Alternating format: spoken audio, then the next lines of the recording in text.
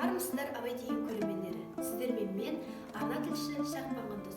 Бүгінгі біздің қонағымыз күні кеше ғана өткен Мағжан Жұмабаевтың 30 жылдығына арналған аудандық жарыстан жеңімпаздары Құрманәлі және Есхан Альбина және жетекшісі қазақ тілі пәнінің мұғалімі ерен еңбегі үшін медалінің иегері, еңбек ардагері ұстаз Дүйсенбетова Сәулеш Ермаханқызы.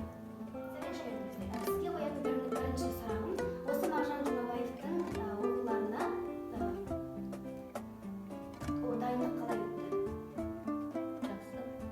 Енді бұл балалар басынан бастап мен бұларды ылғи өлең шығармаға дайындап жатырмын. Сабақтың үстінде де тақырыптық болса да, қандай өлеңдер болса да, өздері ұйқасын тауып, теорияға байланысты көркем сөздерді қатыстырып, өлең шығарып жатыр. Сонымен бұлар дарынды оқушылар болғандықтан, бұлардың кейде ұйқасы келмей қалған кезде өзім көмек беремін. Сонымен бұлар және жазба ақын, ол бір өлең шығарғаннан кейін екінші рет ол өлеңді оқыған кезде басқа ұйқастар тауып өзі жалғастыра береді. Ал енді Альбина болса, бұл есте жазудың шебері. Бұларды басынан бастап 5-ші сыныптан бастап есте жазуға дайындап жатырмын. Басқа да балалар бар, бірақ соның ішінде осы менің сенімімді ақтайды ғой, барған кезде жақсы жазып шығады деп Альбинаны таңдадым. Бұлар жаңағы ұлылардың сөзін оқиды, өздерінің есте жазудың талаптары бар, қағидалары бар. Мінекей соның бәрін орындай отырып, ауданда жақсы есте жазып шықты. Құрманәлі және сізді мұғалім жазба ақын деді. Сіз осы ақындық жолға қашан және қалай келдіңіз?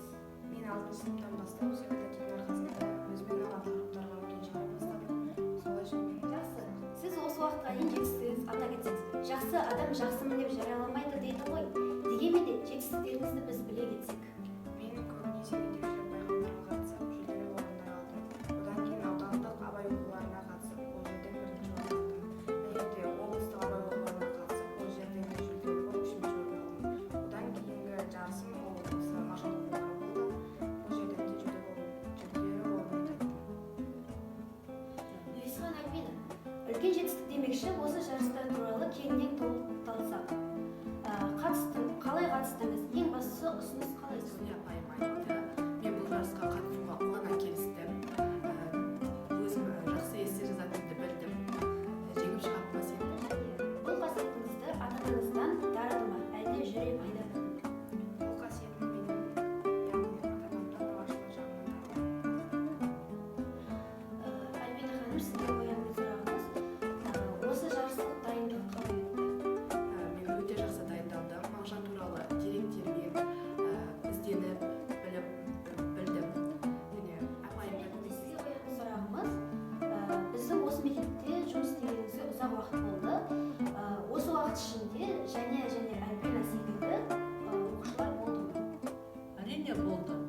Мен осы барлық еңбек жолымды осы ұстаздық жолмен бастап, осы ұстаздық жолда келе жатырмын.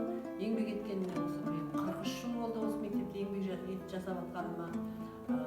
Оқушыларым өте көп, жетістікке жеткен. Біз бұрын кеңес дәуірі кезінде шығарма жазатынбыз.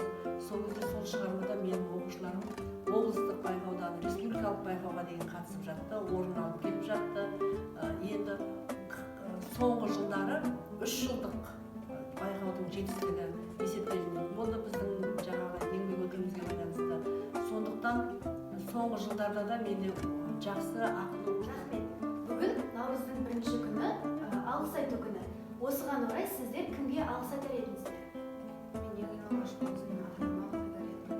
Енді осы мектепке келгенде мені өзіне жақын тартып, бөліп жармай, өзінің оқушысындай баласындай тәрбиелеп, мені осындай жеткізген жерде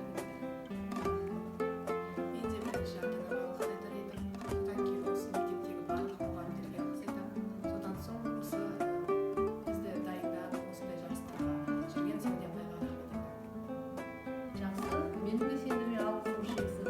Сендер сияқты тәрбиелі, білімді шәкіртім болғанға мың алғыс. Мен де бірінші Аллаға шүкір, Аллаға біз осындай дәрежеге жеткізген Аллаға алғысымды білдіремін. Екінші, ата-анама алғысымды білдіремін. Мені осындай дәрежеге алып келіп оқытып, менің білімді етіп, рухтандырған ата-анам ғой әрине. сондықтан ата анама алғыс айтамын. Содан кейін осы өзімнің ұжымыма алғысым шексіз. Содан кейін білімді шәкірттерім көп болсын, сол бізді абыроймен, біздің үйреткен білімімізді биік шыңға шығарып, мынау Абай мектебінің атын биікке шығарып жатқан шәкірттеріме алғысым шексіз. Сіздер өз уақыттарыңызды бөліп